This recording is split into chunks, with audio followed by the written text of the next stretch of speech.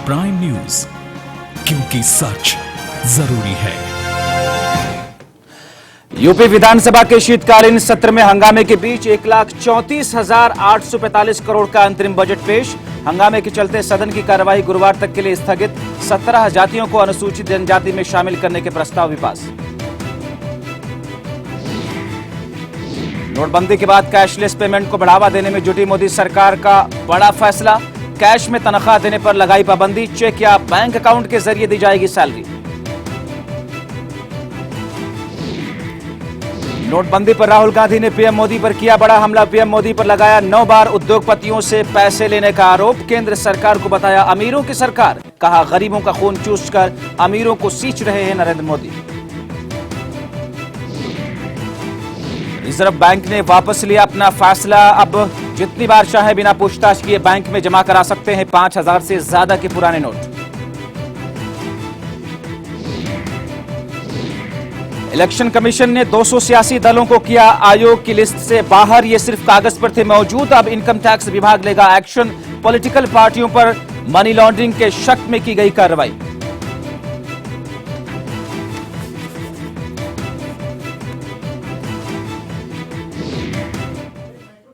नमस्कार, स्वागत है आपका प्राइम न्यूज में और 5 बजे तक की बड़ी खबरों के साथ में जब्बार खान। बुलेटिन की शुरुआत करेंगे इस वक्त की एक बड़ी खबर से जो पश्चिमी उत्तर प्रदेश के बागपत से आ रही है, जहां पर शर्मसार करने वाली ये घटना हुई एक मामा के जरिए की गई है। एक मामा ने अपनी भांजी को उसका सौदा किया, कुछ लोगों के हाथ उसको बेच दिया।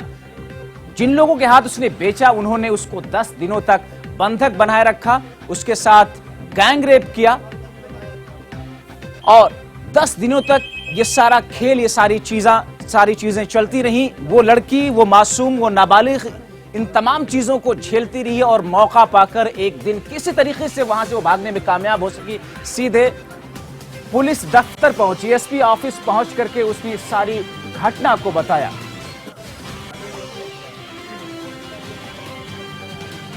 तो इसी खबर पर हम अपने संवाददाता बागपत चलेंगे, जहां से राहुल चौहान फोन लाइन के जरिए हमारे साथ जुड़ रहे हैं। राहुल, ये खबर न सिर्फ शर्मसार करने वाली है बल्कि एक ऐसी खबर है जिससे सुन करके इंसान के रोंगटे खड़े हो जाएं। जाहिर तौर पर उस लड़की के साथ में, उस मासूम के साथ में जिस तरीके से उसके साथ ये अत्याचार किया गया, पुलिस में पहुंची, तमाम चीजों को उसने बताया, आप बीती सुनाई।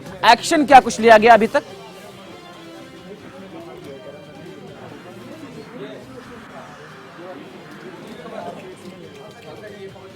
राहुल, आपको आवाज आ रही है? बिल्कुल जब्बार, देखें बता दूं कि ये मामला दोगट थाना क्षेत्र का है, जहां की रहने वाली है, दोगट की रहने वाली पीड़िता है, जिसका जो है उसके मामा कैराना थाना क्षेत्र के रहने वाले हैं। तो ये अपने मामा के यहाँ गई हुई थी। तो वहां पर जब ये लड़की मामा के यहाँ पर पहुंची तो वहां पर करीब 10 लोग पहले से ही मौजूद थे और उस लड़की का वहां पर एक तरीके से नीलामी की जा रही थी, उसकी बोलियां लगाई जा रही थी। युवती का कहना है कि जो बोली लगाई जाती है उसमें पहली बोली 10,000 से शुरू हुई और 1 लाख पर जाकर के वो खत्म हुई उसकी बोली।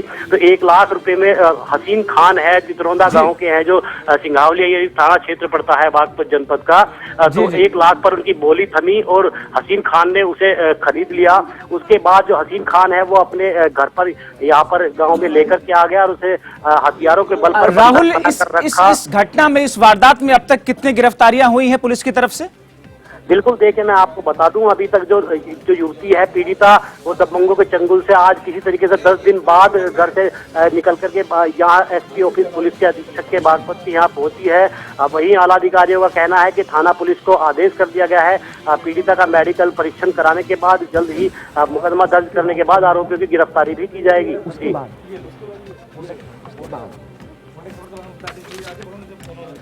राहुल, अभी लड़की की स्थिति क्या है वहां पर? क्या अस्पताल में उसे ले जाया गया? क्या कुछ कंडीशन उसकी? 10 दिनों तक उसके साथ जिस तरीके से दरिंदगी की गई, जाहिर तौर पर वो इस कंडीशन में नहीं होगी कि कुछ ज्यादा बता सके, लेकिन क्या स्थिति है अभी लड़की की? बिल्कुल जब्बार, देखिए मैं बता दूं, जिस तरीके से जो पीड़िता जिस तरीके से यहाँ पर पुलिस अधीक्षक कार्यालय पर पहुंची, तो यहाँ पर सीओ बागपत श्वेता पांडे से उसकी जो है मुलाकात हुई। श्वेता पांडे ने उसकी आप बीती सुनी, तो उसके बाद जिला अस्पताल में पीड़िता को भर्ती करा दिया गया है और थाना पुलिस को सख्त निर्देश दिए गए हैं कि मामला दर्ज कर आरोपियों की गिरफ्तारी जल्द की जाए। हालांकि अभी तक पुलिस ने कोई गिरफ्तारी नहीं की है। वहीं देखा जाए तो जो आला अधिकारी हैं वो भी अभी जिस तरीके से पूरी तफ्तीश में लगे हुए हैं। पीड़िता का जो परीक्षण कराने के बाद वही जो कैराना थाना पुलिस को भी सीओ बागपत ने आदेश दिए हैं कि वहां पर उसके मामा के यहाँ पर पूछताछ की जाए और जो टीम भेजी जाए। जी चलिए राहुल चौहान, आपका बहुत शुक्रिया इन तमाम जानकारी के लिए, घटना पर और पूरी खबर पर निगाह बना के रखिए। तो राहुल चौहान बागपत से बता रहे थे कि ये पूरी घटना किस तरीके से अंजाम दी गई, किसी तरीके से बमुश्किल वहां से लड़की निकली और एसपी ऑफिस पहुंच करके उसने ये सारी आप बीती सुनाई, जो कुछ उसके साथ घटा, उसके बाद कार्रवाइयों का सिलसिला शुरू हुआ। रुख करेंगे अगली खबर की तरफ। उत्तर प्रदेश से जुड़ी हुई है, पूर्वी उत्तर प्रदेश से जुड़ी हुई। आजकल सियासी माहौल है, चुनावी मौसम है। ऐसे में आपने अक्सर बेशतर देखा होगा सीएम अखिलेश यादव किस तरीके से आए दिन रोजाना शिलान्यास और उद्घाटन लगातार करते जा रहे हैं और इस बीच में इसका असर अब उनके मंत्रियों पर भी पड़ता जा रहा है। उनके मंत्री भी उसी राह पर चल निकले हैं। आज दरअसल गोंडा इलाके से खबर आई, जहां पर अस्पताल तो बना नहीं, सिर्फ इमारत जो है अभी बननी बाकी है, सिर्फ पिलर्स खड़े हुए हैं, लेकिन उसके बावजूद भी लोकार्पण हो गया उस अस्पताल का। बताया गया कि 150 बेड का यह अस्पताल होगा और यह दरअसल वो इमारत है जिसका लोकार्पण समाजवादी पार्टी के नेता और मंत्री ने कर दिया। विनोद कुमार पंडित सिंह कैबिनेट मंत्री, समाजवादी पार्टी के नेता।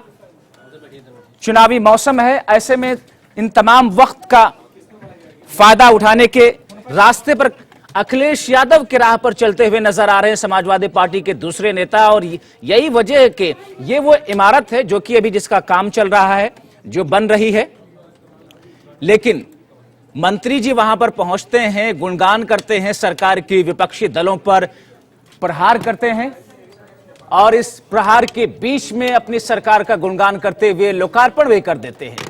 अभी आपको देखना है, समझना है, सोचना है कि ये जो चीजें हो रही हैं कहीं ना कहीं चुनावी नजरिए से नेता उन तमाम चीजों को कैश करना चाहते हैं जिस चीज की शुरुआत की गई है वो काम पूरा हुआ हो ना हुआ हो। हालांकि पिछले दिनों जब अखिलेश यादव से यह पूछा गया था कि लोकार्पण आप बहुत जल्दबाजी में नहीं कर रहे हैं, तो उन्होंने कहा था कि 80-90% काम हो गया तो उसका हक बनता है कि लोकार्पण किया जाए। लेकिन इस बिल्डिंग को आप देख सकते हैं, इमारत को आप देख सकते हैं, आपकी टीवी स्क्रीन पर चल रही थी तस्वीरें, हम आपको दिखा रहे थे कि पिलर्स हैं, वहां पर खंडर टाइप की वो बिल्डिंग है, अभी ढांचा बन रहा है, लेकिन बावजूद इसके उसका लोकार्पण कर दिया गया। तुफैल खान हमारे संवाददाता गोंडा से हमारे साथ जुड़ रहे हैं। तुफैल, आप वहां पर थे, ये पूरा मौका चल रहा था लोकार्पण का, मंत्री जी वहां पर पहुंचे, इस हॉस्पिटल का उन्होंने लोकार्पण कर दिया जिसका अभी ढांचा जो है बन रहा है, तैयार भी नहीं हुआ है। जी बिल्कुल, मैं बताना चाहूंगा कि जिस तरीके से लोकार्पण उद्घाटन किया गया है जिला अस्पताल के वार्ड का और महिला अस्पताल के वार्ड का, वो हर एक कोई देखने वाला, चाहे वो मरीज हो चाहे वो आम नागरिक हो, उसको देखकर कहीं ना कहीं वो आश्चर्य में पड़ा हुआ था कि क्या समाजवादियों ने एक नई परिभाषा, उद्घाटन की, लोकार्पण की नई परिभाषा बना दी है, जो अभी पिलर भी ढंग से नहीं खड़ा हो पाया है और दीवारें नहीं उठ सकी हैं और लोकार्पण करके उसको चालू कर दिया गया है, मरीजों के लिए चालू कर दिया गया है कि मरीज आ सकते हैं और भर्ती हो सकते हैं। तो फिर उनसे सवाल पूछा गया होगा, आप लोगों ने पूछा होगा, जवाब क्या था उनका कि इस इमारत के नाम पर जो ढांचा भी सिर्फ है, इसका लोकार्पण वो क्यों कर रहे हैं?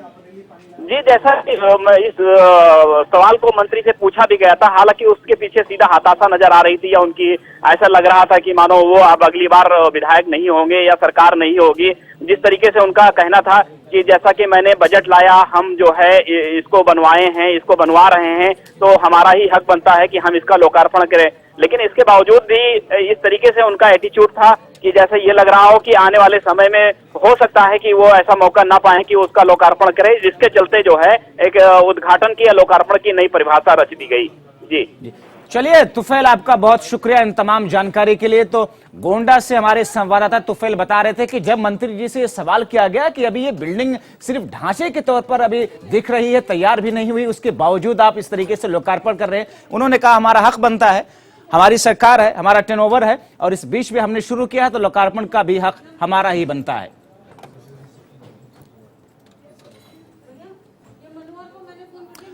अगली खबर अखिलेश यादव की कैबिनेट बैठक से जुड़ी हुई है।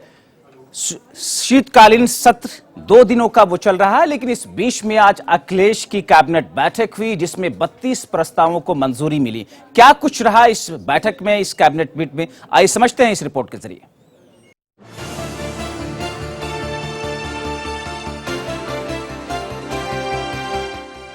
चुनाव आचार संहिता लगने से पहले सीएम अखिलेश यादव ताबड़तोड़ शिलान्यास और उद्घाटन करते नजर आए। इसी कड़ी में कैबिनेट फैसलों के जरिए समाजवादी सरकार आम जनता के बीच अपनी पैठ बनाने की कोशिश में दिखी। आइए अब आपको हम बताते हैं कि अखिलेश कैबिनेट की बैठक में कौन कौन से ऐसे अहम फैसले हुए जिन पर आज कैबिनेट की मोहर लगी। ललितपुर की जरार बांध को पुनरीक्षित करने का प्रस्ताव पास हुआ। चकनौदाबाद ललितपुर के अवशेष कार्यों की रिवाइज परियोजना को हरी झंडी दिखी।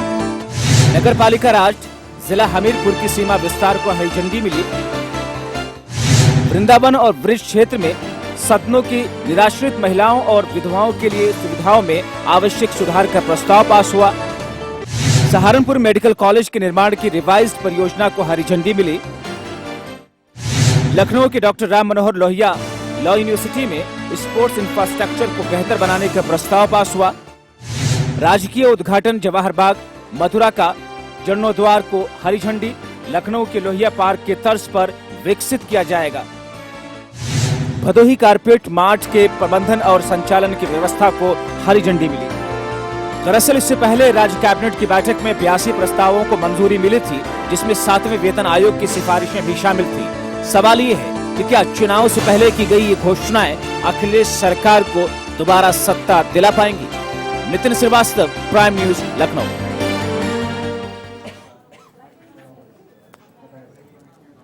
तो ये तो अखिलेश यादव की कैबिनेट बैठक और कैबिनेट से जुड़ी हुई बातें थी, लेकिन आज राहुल गांधी गुजरात के मेहसाना पहुंचे, जहां पर उन्होंने एक रैली को संबोधित किया। राहुल गांधी ने प्रधानमंत्री मोदी और सरकार पर जमकर निशाना साधा।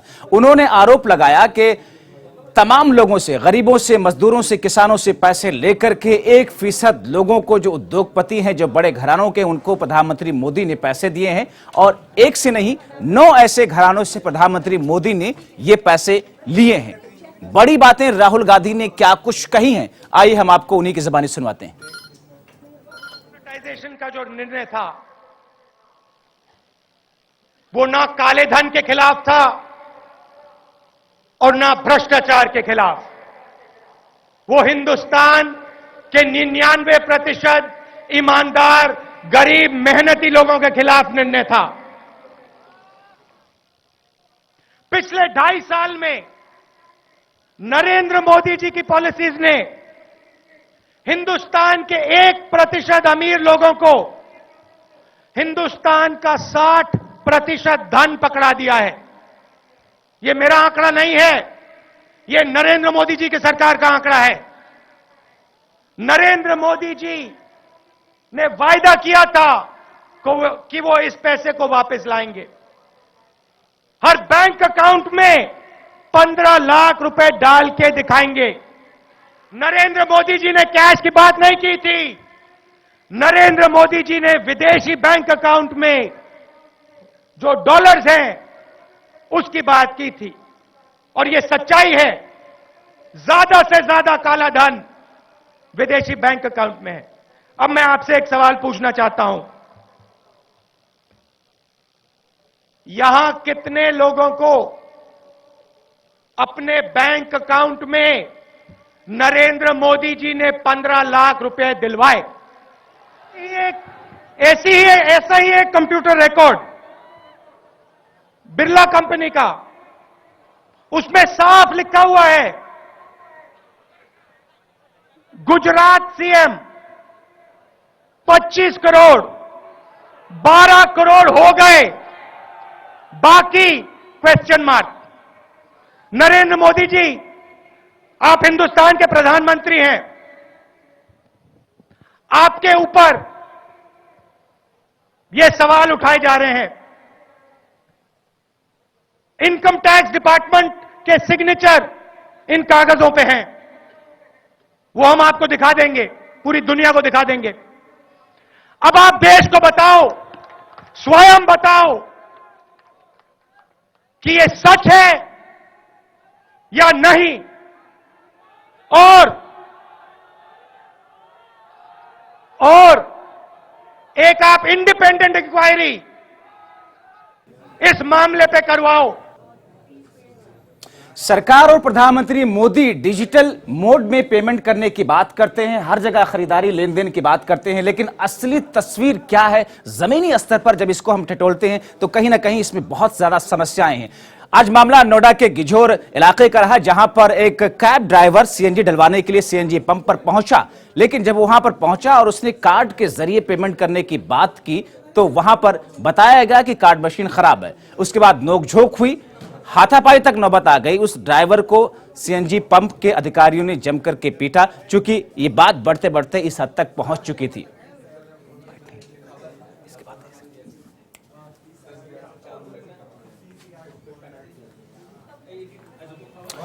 तो गिझोर का ये पूरा मामला, जहां पर सीएनजी पंप पर एक टैक्सी ड्राइवर अपनी गाड़ी लेकर के वहां पर पहुंचा था, लेकिन उसके बाद जो सिचुएशन आई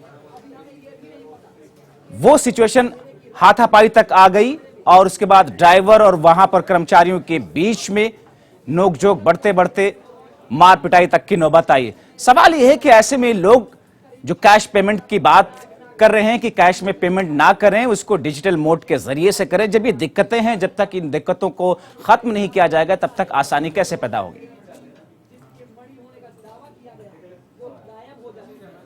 और इसी नजरिए से आज प्राइम न्यूज की टीम अलग अलग जगहों पर जाकर के जायजा लेने पहुंची ताकि समझ सके कि सीएनजी और पेट्रोल पंप पर एक्चुअल स्थिति क्या है, क्या वहां पर कार्ड खराब है, लेन देन के लिए जो पेमेंट करना है वो आसानी से हो पा रहा है या नहीं। सैयद मुबश्शिर ने जायजा लिया कुछ जगहों पर जाकर के पेट्रोल पंप और सीएनजी पंप पर उनके अधिकारियों से। देखिए इस रिपोर्ट को।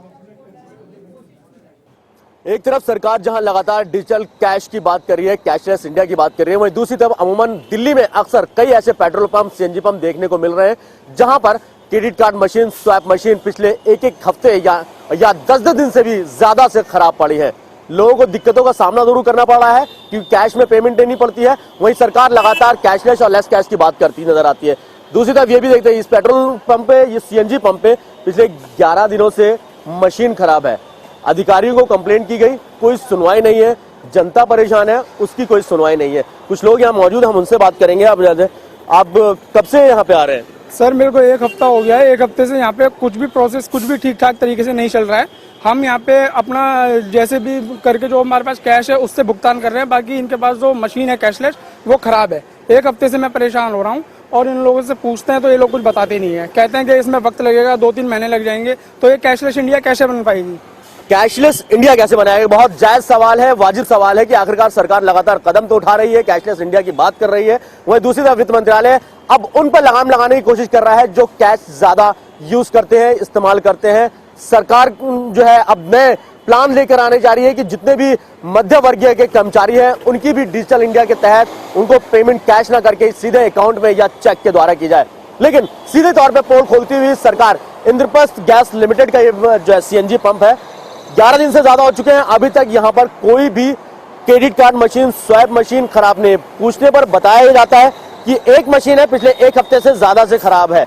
लोग यहाँ पर सीएनजी की लाइनों में घंटे लगते हैं, लेकिन कार्ड मशीन न चलने की वजह से वापस जाना पड़ता है। तो दिक्कतें हैं, जरूरत है जमीनी हकीकत पर काम करने की। कैमरा पर्सन वसीम के साथ सैयद मुबश्शिर, प्राइम न्यूज दिल्ली। तो साहब ये तस्वीर थी दिल्ली एनसीआर में कार्ड मशीनों की असली तस्वीर, हकीकत के वहां पर किस तरीके से दिक्कतों का सामना करना पड़ता है, लोगों के कार्ड के जरिए पेमेंट नहीं हो पाता। यहां पर एक ब्रेक लेते हैं, ब्रेक के बाद आप बताएंगे कि नोटबंदी के फैसले के बाद अब सियासत किस सिमत जा रही है। फिलहाल एक ब्रेक। आप देख रहे हैं प्राइम न्यूज, क्योंकि सच जरूरी है।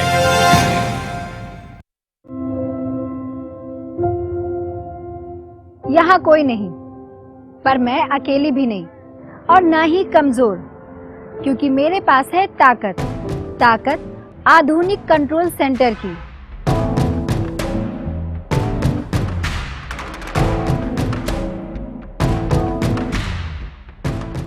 प्रशिक्षित पुलिस फोर्स की।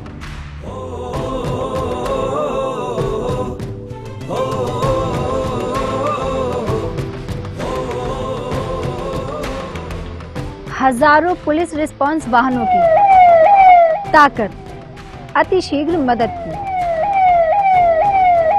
और ये ताकत सिर्फ मेरी ही नहीं, हम सब की है, हम सबकी सुरक्षा की, बस एक बटन दबाने भर से। यूपी 100 आपकी सेवा में सदैव तत्पर।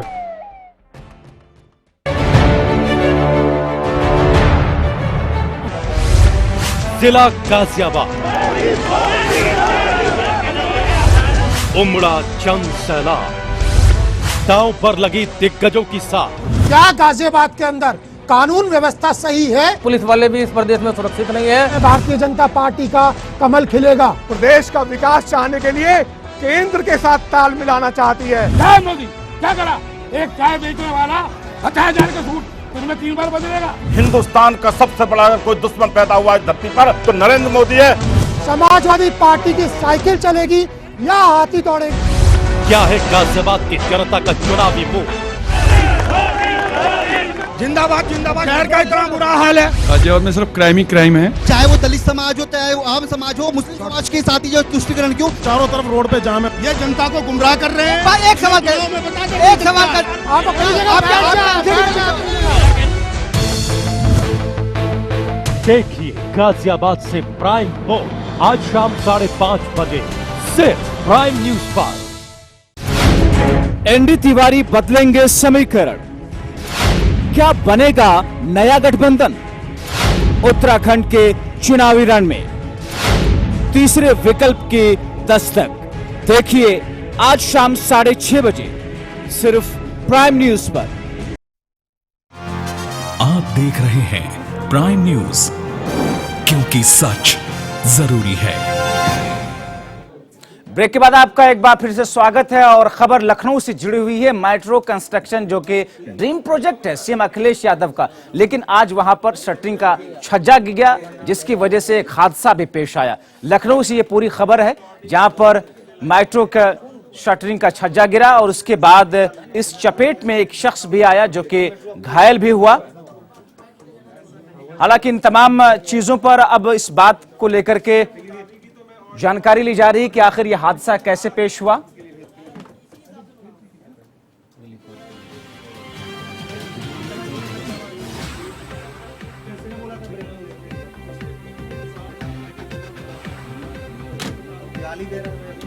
तो लखनऊ से ये पूरी घटना, ये पूरा हादसा जहां पर मेट्रो कंस्ट्रक्शन की शटरिंग गिरी। लखनऊ मेट्रो कंस्ट्रक्शन के दौरान ये तीसरा हादसा चारबाग बस स्टेशन के सामने हुआ है।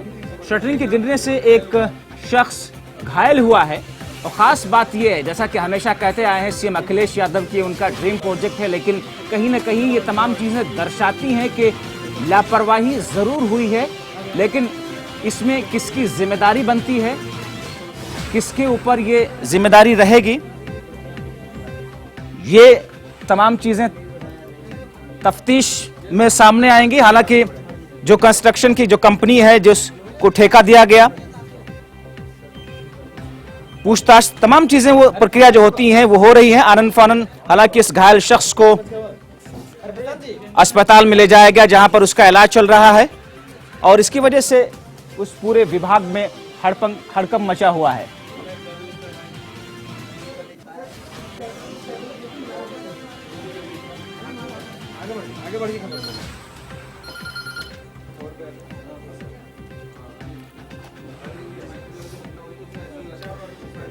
तो ये पूरी घटना दरअसल लखनऊ से मेट्रो कंस्ट्रक्शन से जुड़ी हुई है, जहां पर शटरिंग का छज्जा गिरने की वजह से पूरा हादसा हुआ, जिसमें एक शख्स उसकी चपेट में आया और काफी घायल भी हुआ, जख्मी भी हुआ। हालांकि उसको वहां से ले जाकर के अस्पताल में भर्ती कराया गया जहां पर उसका इलाज चल रहा है।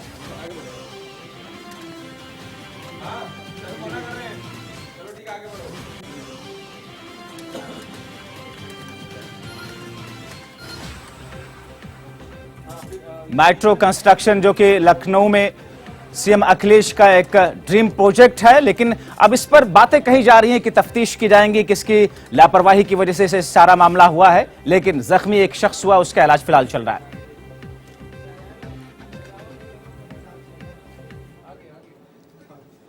अगली खबर भी उत्तर प्रदेश से जुड़ी हुई है। पीलीभीत की यह खबर है, एक असंवेदनशीलता दर्शाती है पुलिस की, और खास तौर से अभी पिछले दिनों जिस तरीके से डायल 100 का उद्घाटन शुभारंभ अलग अलग जगहों पर सीएम अखिलेश यादव और उनके कैबिनेट मंत्री किए जा रहे हैं, लेकिन असली तस्वीर धरातल पर क्या है। एक शिक्षिका रहती थी किराए के मकान में, और उसके बाद मकान मालिक आकर के उसके घर में किस तरीके से उत्पाद मचाते हैं, ये आपको देख करके हैरानी होगी। दरअसल अल्पना गोयल नाम की एक शिक्षिका एक किराए के मकान में रहती थी, और अचानक मकान मालिक ने उसको घर से बाहर निकलने के लिए मजबूर कर दिया, जिसकी वजह से उसको रात बाहर सड़क पर गुजारनी पड़ी। जब पीड़ित शिक्षिका ने 100 नंबर पर डायल किया तो रिस्पांस के नाम पर तैनात पुलिस कर्मी का लेक्चर सुनने को मिला। जब पीड़ित शिक्षिका अल्पना इस मामले को लेकर के एसपी ऑफिस पहुंची तो वहां भी कोई सुनने को राजी नहीं था। शिक्षिका से बात करने के दौरान उन्होंने अपना जो कुछ ये पूरा मामला उनके साथ हुआ उन्होंने उसको बताया। काबिल गौर यह है कि हाजी रियाज अहमद जो कि मकान मालिक है, उन्होंने कहा कि डायल 100 ये, चलिए आपको सुनवाते हैं हम पहले कि इस पूरी घटना के बाद पीड़िता का क्या कुछ कहना रहा है, आप सुनिए। मारा पीटा 5-7 मारा पीटा, किसको मारा पीटा? हमें। फिर और क्या किया? फिर जगह सामान नीचे जाल खोल के फेंक दिया नीचे। आपका सामान आप कुछ छीन भी लिया आपसे? हाँ, मोबाइल छीन लिया। और क्या छीना है? गहने जेवर रख लिए सब, और क्या कहते हैं, पैसे भी थे? पैसे ऐसे सब थे, हाँ, गहने जेवर सब था, वो सब छीन लिया जी। फिर आप क्या करा आपने? बड़ी मुश्किल से जान बचा के आए, उनकी जाने मत देना, बांध के रख दिया। फिर बड़ी मुश्किल से जान बचा के आए यहाँ पे, चोटें भी लगी हैं। तो आपने पीड़िता की बात सुनी, किस तरीके से उसने अपनी ये तमाम दास्तां बताई कि किस तरीके से उसको पीड़ित किया गया इस मामले में। और सबसे अफसोस और ताज्जुब की बात ये कि डायल 100 जिस पर सीएम अखिलेश यादव को नाज है, उसकी कारस्तानी किस तरीके से इस मामले में को देखने को मिली। फिलहाल इस वक्त की बड़ी खबरों में 5 बजे तक की, 5:30 बजे तक की जो भी बड़ी खबरें थी हमने आपको दिखाई।